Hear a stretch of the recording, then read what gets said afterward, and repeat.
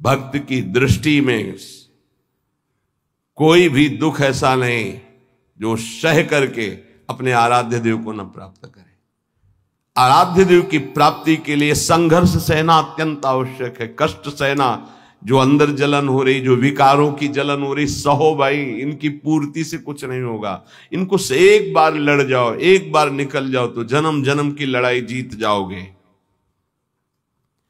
जिसकी शुद्ध भक्ति होती है उसको अपने प्यारे के नाम जप के सिवा और कुछ अच्छा ही नहीं लगता है। बस उसकी लीला कोई सुना दे, उसके गुणों की चर्चा करा दे, उसकी रूप माधुरी का चिंतन करे। तो मेरे प्रभु का स्वभाव है कि जो प्रभु को जपते हैं प्रभु उनको जपते हैं। ये बात समझ लो। आप प्रभु की लीला कथा सुन रहे हैं, प्रभु आपको देखकर इस भाव से, जब हमारा हृदय पवित्र होता है तभी हम भगवान को भाव से बच पाते हैं। अभी भाव नहीं, अभी तो भाव की केवल बातें सुना के बातें करते हैं, भाव नहीं जागृत हुआ। भाव जागृत होने पर इन तीन पर आपका महत्व तो नहीं रह जाएगा।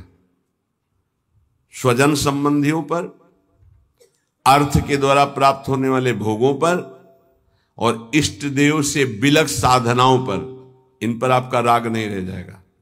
ये पहचान है भाव की।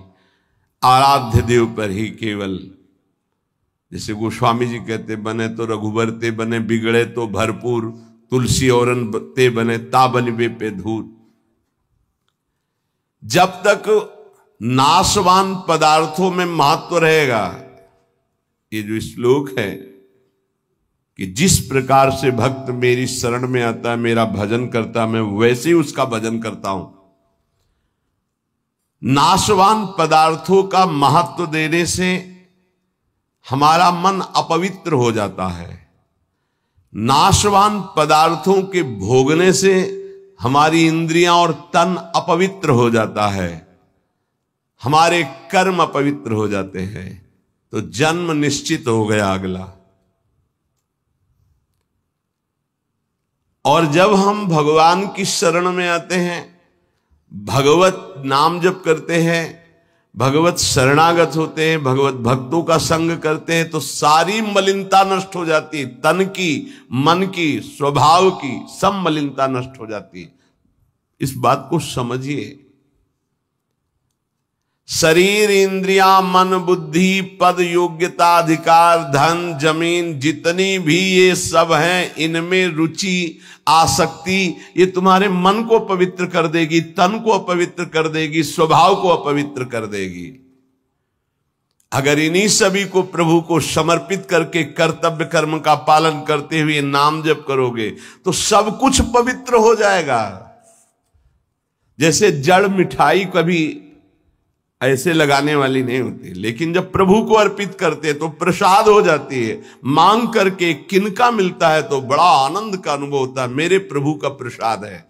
ऐसे ही शरीर, इंद्रिया, मन, बुद्धि, पद, योग्यता, अधिकार, धन, जमीन, जो कुछ भी है उसे प्रभु को अर्पित करके अपने कर्तव्य का पालन करते हुए जो नाम जप करता है, उसका तन पवित्र, उसका मन पवित्र, उसका स्वभाव पवित्र, उसकी सब वस्तुएं पवित्र हो जाती है। अब तो वैसी निष्ठा नहीं दिखाई दे रही है, होगी किसी के अंदर। पहले महापुरुषों में देखा, जैसे श्री चतुर्भुजदास जी महाराज जो सेवक जी के मित्र थे, अगर जिस गांव में गए वहां अगर वैष्णव नहीं है, कंठी तिलकधारी, तो उस गांव के कुएं का पानी भी नहीं पिएंगे, ऐसी निष्ठा रखते थे। यहां एक भी वैष्णव नगर में नहीं थे। नगर क्या है, ये भूतों का डेरा है। फिर जहां भगवान का भक्त नहीं, भगवान का भजन नहीं, नाम कीर्तन नहीं, उस नगर का पानी नहीं पीते थे। ये उनके चरित्र में आया है। बहुत पवित्रता का निर्वाह महापुरुष जन भजन के लिए करते थे।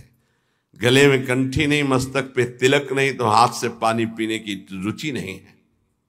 ऐसी निष्ठा, निष्ठा में ही तो सब। इसी निष्ठा का प्रभाव दैवी शक्ति को भी परास्त कर दिया। एक दिन एक नगर से निकल रहे थे तो देखा एक आदमी चिल्ला रहा था, रो रहा था, उसके हाथ पीछे बंधे हुए थे और बड़ा ढोल नगाड़ा बज रहा था, उसको घसीटते हुए ले जा रहे थे। चतुर्भुज दास जी मंडली के सहित मुरली मनोहर अपने ठाकुर को लेकर मुरलीधर को वो विचरण करते थे। तो उन्होंने लोगों से पूछा, ये आदमी इतना त्राहिमाम बोल रहा है, इसका कोई साथ क्यों नहीं दे रहा है, इसको क्या? तो बोले ये देवी के बलि चढ़ाने के लिए ले जाया। देवी की बलि? कहाँ है मंदिर? गांव के बाहर है। वाघ पहले उसको रुकवा दिया, इतना भजन का तेज था, रुकवा दिया और दरवाजे पे गए और कहा कि तुम मां हो? कैसी मां हो जो तुम अपने बच्चों की हत्या करवाकर मुस्कुराना सीखती हो? तुम मां हो, इसका मतलब है तुम्हारे अंदर ममत्व नष्ट हो चुका है।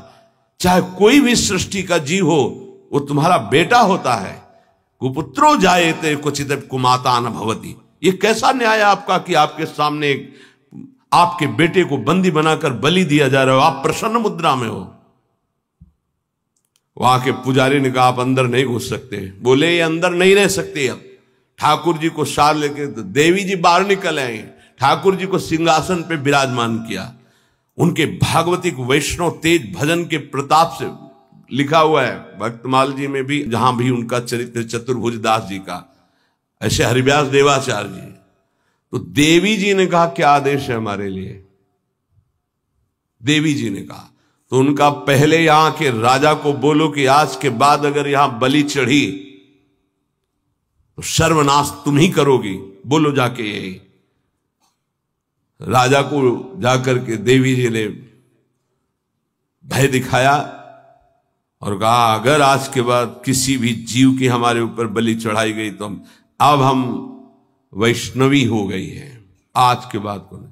हाँ, अगर बलि चढ़ानी तो नारियल नींबू आदि, ये नहीं, जीवों की बलि नहीं। कंठी बांधी देवी जी के और श्री जी के चरणारविंद की आसक्ति का मंत्र दिया देवी जी को चतुर्भुज दास जी ने। ठाकुर मुरलीधर को वहां विराजमान करके नाम कीर्तन बंद करा दी, प्रथा मुक्त करवा दिया। जो बलि के लिए लाए, नाम बल, भजन बल। यदि आप प्रभु का आश्रय नहीं लिए, नाम जप नहीं कर रहे, तो यही शरीर, इंद्रियां, मन, बुद्धि, पद, योग्यता, अधिकार, धन, जमीन, ये तुम्हारे तन को मलिन, मन को मलिन, स्वभाव को मलिन और अगला जन्म निश्चित। जैसे कोई कहता है हम तो पिछले जन्म को मानते नहीं, अगले जन्म को मानते ही नहीं, तो तुम्हारे मानने न मानने से सृष्टि चल रही क्या? कि तुम मानोगे तो सृष्टि चलेगी, नहीं तो बंद हो जाए। हम मानते नहीं सूर्य उदय होता है तो सूर्य उदय बंद हो जाएगा क्या? तुम्हारे मानने ना मानने से क्या ईश्वर का संविधान और शासन आंख मूंदने से टल जाएगा क्या? तुम्हारे ऐसा कहने से टल जाएगा क्या? अगर नहीं मानते हो तो है कोई परम शक्तिशाली जो बरबस जीव को उसके कर्म को भुगवा रहा है कोई कर्म का प्रबल फल देने वाला महान ईश्वर जो सुख और दुख के चक्र में पूरी सृष्टि को फंसाए हुए है। उसी से मुक्त होने के लिए वही है एकमात्र जिसका आश्रय ले लो। भक्त को भगवान के स्वरूप का ज्ञान, भगवान का दर्शन, भगवान के साथ खेल खेलने का सौभाग्य, तीन बातें जो प्राप्त होती है, ये ज्ञानी को नहीं प्राप्त होती है। भगवान के प्रेम स्वरूप, भगवान का दर्शन, संभाषण और भगवान के साथ खेलना, ये नहीं। ये बड़ी दुर्लभ बात भक्ति से प्राप्त होती, इसलिए सर्वोपरि भक्ति। जो भगवत परायण भक्त है उसमें शरीर और संसार की आसक्ति नहीं रहती। देख लो, शरीर और संसार की आसक्ति नहीं रहती। इस भगवत परायणता के लिए हठ पूर्वक बहुत नाम जपा जाए तब ये जागृत होती भगवत परायणता। हठ पूर्वक शब्द आया है। हठ पूर्वक हमको नाम जप करना बहुत कठिन है। नाम जप करना, बातें बना लेना अलग बात है, नाम जप करना बहुत कठिन है। अगर नाम जप हठ पूर्वक करोगे तो संसार शरीर की आसक्ति नष्ट हो जाएगी, भगवत परायण हो जाओगे, भगवान के तत्व का ज्ञान हो जाएगा, भगवान से प्रेम हो जाएगा, भगवान का साक्षात्कार हो जाएगा, भगवान से वार्ता होगी, भगवान के साथ खेलोगे। जब भगवत परायणता जागृत होती है तो कुत्ता, गधा, चांडाल, जहां दृष्टि जाती है वहां श्री कृष्ण दिखाई देते हैं। विद्या विनय संपन्ने ब्राह्मणे गविहस्तनी स्वनी च सुपाके चा पंडिता समदर्शिना, ये तत्वबोध हो जाता है भक्त को, क्योंकि उसकी दृष्टि भगवत स्वरूप हो गई तो पूरी सृष्टि भगवत स्वरूप हो गई। किसकी? जो हठ पूर्वक नाम जप करता है। हठ पूर्वक मतलब स्वाद नहीं मिल रहा, कोई रुचि नहीं, पर गुरुदेव ने कहा इसलिए मुझे जप करना ही है। जब बिना किसी प्रयास के भगवत स्मरण चलने लगे, बिना कोई अटकल लगाए कि अरे सब में भगवान है और भगवान दिखने लगे, तो समझ लेना चाहिए कि अब हमारा कार्य पूरा हो गया है। सर्वत जैसे साधक देखेगा तो पहले स्त्री पुरुष दिखाई देगा, फिर भावना करेगा कि इसमें श्री भगवान है, लेकिन परिपक्व जब हो जाएगा तो ये ढांचे नहीं दिखाई देंगे, केवल भगवान दिखाई देंगे। साधक हठपूर्वक भजन करता है, लेकिन जब परिपक्व अवस्था आती है तो भजन करना, सोचो कितना आनंद होगा। भजन करना नहीं पड़ रहा, स्वाभाविक भजन हो रहा है, स्वाभाविक स्मरण हो रहा है। देखो, जल जड़ है, जल तत्व जड़ है, पर इस जल में जब रगड़ पैदा की जाती है तो बिजली पैदा हो जाती है। इसी प्रकार जो भक्त इस जड़ जिह्वा में नाम की रगड़ पैदा करते हैं तो इसे आध्यात्मिक अग्नि पैदा हो जाती है। यही सब पापों को भस्म करके, संचित कर्म को भस्म करके ये भगवत प्राप्ति कराती, ये समस्त विकारों पर विजय प्राप्त कराते हैं। जड़ जिह्वा पे जैसे बिजली घर्षण के द्वारा पैदा होती है, जल में जल का परस्पर घर्षण होता है, उससे बिजली पैदा हो जाती है। ऐसे जिह्वा और नाम का घर्षण होता है तो एक आध्यात्मिक शक्ति पैदा होती है जो समस्त कामनाओं पर विजय प्राप्त कराती है, जो माया को पराजित करके भगवत साक्षात्कार कराती है। पकड़ो भाई, बात को पकड़ो। हमारा मन जो चाहता है वो करवा लेता, हमें सामर्थ्य नहीं, वो सामर्थ्य नहीं। देखो ना बिजली कहां पैदा हुई हो, कहां तक प्रकाश कर रही है। ये बिजली पैदा होने का स्थान थोड़ी है, बिजली तो कहीं और पैदा हुई, लेकिन एक संबंध के कारण वो यहां भी प्रकाशित हो रही है।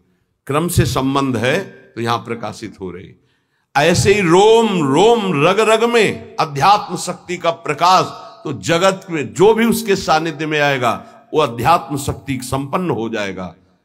ये बिजली पैदा करो, बिजली तुम्हारे अंदर वो सामर्थ्य है कि तुम ये आध्यात्मिक शक्ति प्रकाशित कर सकते हो। क्या करो? बोले इस जड़ जिह्वा में नाम को रगड़ो, इसी से बिजली पैदा हो जाएगी। बहुत संघर्ष करता है तब भाव का प्रादुर्भाव हो जाता है।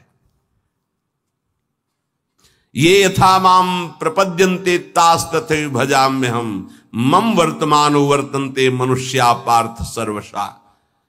भक्त भगवान की जिस भाव से, जिस संबंध से उपासना करता है, भगवान वैसा ही दर्शन देते हैं। देख लो, जब जहां जैसा भक्तों ने भाव किया, भगवान वैसी ही लीला की। ऐश्वर्य भाव रखोगे तो ऐश्वर्य दिखाई देंगे, माधुर्य भाव रखोगे तो माधुर्य दिखाई देंगे। भगवान उसी प्रकार से भक्त के अनुभव में आते हैं जो जैसा भगवान के प्रति भाव रखता है। कोई भक्त भगवान को अपना गुरु मानता है तो भगवान श्रेष्ठ गुरु रूप में आ जाते हैं। अगर कोई भगवान को शिष्य मानता है, ऐसे संत महात्मा जन जो भगवान को शिष्य मानते हैं, तो भगवान एक श्रेष्ठ शिष्य बन जाते हैं। देखो, संदीपनी जी के शिष्य बने, विश्वामित्र जी के चरण चापे, वशिष्ठ जी के समीप बैठकर शिष्यत्व स्वीकार कर योग वासिष्ठ का प्रवचन सुना। यदि भगवान को माता माना जाए तो भगवान माता रूप में अनुभव देते हैं। भगवान को पिता माना जाए तो भगवान पिता रूप में अनुभव देते हैं। भगवान को पुत्र माना जाए तो भगवान पुत्र रूप में अनुभव। देखो, एक दिन देवर्षि नारद जी दर्शन करने गए नंद महल में, तो देखा मोटी डेहरी बाबा की डेहरी, तो उसको लालजू महाराज लांघना चाहते थे, दरवाजे के बाहर खेलने जाना चाहते थे। अभी खड़े होना ठीक से आया नहीं था, घुटनों के बल चल रहे थे, तो ऐसे चलते हुए घुटनों के बल ऊपर ऐसे देहली के हुए, चरण ऊपर उठ गए, हाथ ऐसे हो गए, अब देहली के बीच में टंगे हुए और रो रहे हैं। नारद जी ने देखा, साष्टांग दंडवत किया, बोले प्रभु देहली पार कर दे क्या? तो बोले जानते नहीं हो क्या हमारे लिए देहली? उन्हें बोले जानते हैं प्रभु, वामन अवतार में एक चरण बढ़ाया था तो ब्रह्मलोक तक गया था। तो बोले तुम जानते हो ना ये तुम्हारे लिए लीला नहीं है, मुझे पुत्र भाव से उन लोगों ने भजा है तो उनकी सुख के लिए मैं लीला कर रहा हूं। चलो बीणा लो और दूर खड़े होकर के दर्शन करो। रोने मैया मैया मैया भागती हुई आई, अरे मेरे लाला, उठाया गोद में और दासियों को डांट रही, तुम लोग ध्यान नहीं देते, देखो लाला मेरा कस, मैया की गोद में। अगर कोई मुझे पुत्र मानता, देखो जगत को एक क्षण में रचने वाले पिता, उनको पुत्र माना तो घुटनों के बल भक्त के आंगन में चल रहे हैं। जगत का भरण पोषण करने वाले प्रभु का भरण पोषण यशोदा मैया के वक्षा स्थल के दुग्ध से होता है। कैसा भाव का खेल है। ये बड़ा सुंदर स्वरूप है। जब यशोदा मैया छड़ी लेकर, बहुत उपद्रवी हो गया है, लालजू महाराज ने देखा आज तो पिटेंगे, मैया आवेश में है, ऐसे दोनों हाथ से ऐसे, तो पूरा काजल गाल में, कितनी सुंदर शोभा, विशाल नेत्र है ना, एक बूंद आंसू नहीं, और रोते जा रहे, मैया की तरफ भयचकित देख रहे हैं, दया आ जाए छड़ी ना। कौन है? भ्रकुट टीढ़ी कर दे तो भय को भी भयभीत कर देने वाले प्रभु। ये देखो भाव देश का स्वरूप देखो। अरे छठी के दिन इतनी विशाल पूतना को भी, तो इनके लिए कोई भय है क्या? लेकिन भाव का देखो खेल। मैया ने पुत्र माना तो प्रभु वैसे ही लीला दर्शा रहे। अरे और तो और बात जाने दो, यदि भगवान को नौकर मान लो तो वो नौकर भी बन जाते हैं। वो कह रहे हैं कि नौकर बनू हजाम। कैसे अद्भुत। त्रिलोचन जी के यहाँ, एकनाथ जी के यहाँ श्रीखंडिया के रूप में, माधवदास बाबा के यहाँ स्वयं जगन्नाथ जी सेवक ही बने हुए तो लगे ही। ये ऐसे भगवान से यदि अपनापन करके कोई भाव कर लो, वो आपको अनुभव कराएंगे। सच्ची कहते तुम पहचान नहीं पा रहे, रोज तुमसे मिलता है वो, हर क्षण तुमको देखता है क्योंकि तुम भक्त हो उनके, लेकिन तुम्हारे अंदर वो दृष्टि नहीं है इसलिए नहीं देख पाते। रोज मिलता है छलिया, वो रोज मिलता है वेश बदल कर। इसीलिए हर समय सावधान रहो, पता नहीं किस रूप में मेरा प्रीतम आकर के कहीं चूक ना हो जाए। त्रिलोचन जी के हृदय में था कोई ऐसा साधु सेवी मिले, क्योंकि मुझे इतना समय नहीं मिलता कि मैं संतों के पास बैठूं, उनके मन की बात पूछूं, फिर वैसा उनकी सेवा करूं। व्यवस्था सब हो जाएगी, कोई ऐसा नौकर में। भक्त के अंदर की कोई भी इच्छा भगवान अधूरी नहीं छोड़ते। मुझे कोई नौकर रख ले, 14 वर्ष की अवस्था, नौ किशोर अवस्था, मलिन वस्त्र धारण किए हुए, फटे पुराने, ऐसे जैसे नौकर धारण करते, सामने से निकले। और जगह बोलते जाके नहीं, केवल त्रिलोचन जी के दरवाजे में बोल सकते हैं ये कि मुझे नौकर रख ले। और किसी की हिम्मत ही नहीं, ब्रह्मा की भी हिम्मत नहीं, ब्रह्मा की भी हिम्मत नहीं कि इनकी तरफ ऐसे भाव से दे। ये भक्तों का खेल है। त्रिलोचन जी आओ आओ, हमें तो जरूरत है एक नौकर की, बस संत सेवा करवाने के लिए। आप क्या कर लेते हो? बोले बचपन से अनाथ हूं, मेरा कोई है नहीं, न माता न पिता न परिवार। तो झूठ भी नहीं बोल रहे, इनका कोई है ही नहीं, यही सब है तो इनका कौन है? बड़ा विचित्र खेल। भगवान शंकर का ब्याह हो रहा है तो शाखोच्चार बुलवाया जाता है, पीढ़ी के कुल परंपरागत। कहा गया हाँ आप अपने पिता का नाम लीजिए। भगवान शंकर ने कहा हम किसका नाम ले पिता के रूप में? चलो, ब्रह्मा जी की भ्रकुट से रुद्रावतार होता है, उनका ब्रह्मा जी, पिता ब्रह्मा, और पितामह अभेद है हरि और हर, पर चलो भगवान हरि की नाभि कमल से ब्रह्मा जी की भ्रकुटी से रुद्रावतार, तो कहा हरि। प्रपितामह बोले शंकर। बाप बाबा के बाप बाबा है, अब उनके आगे कोई है नहीं तो क्या, बोलो प्रपितामह में शंकर को बोलो।